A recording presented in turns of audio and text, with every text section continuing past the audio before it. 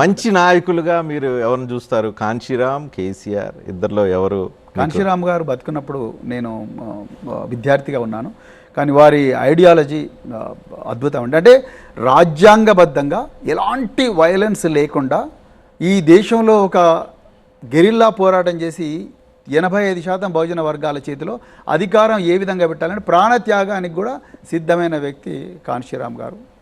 Great, absolutely is a guiding light to all of అస్.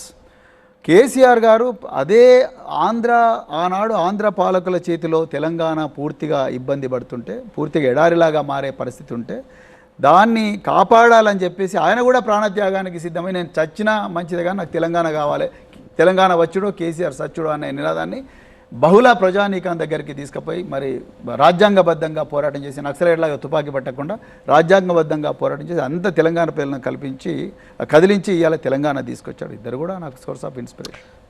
ఇద్దరిలో best ఎవరంటే మీరు ఇద్దరు ఒకేలా ఉంటారండి. నాకు పెద్ద కాంశీరామ్తో కేసీఆర్ని పోలుస్తున్నారు. Why not? ఎందుకు తప్పేముంది ఇందులో?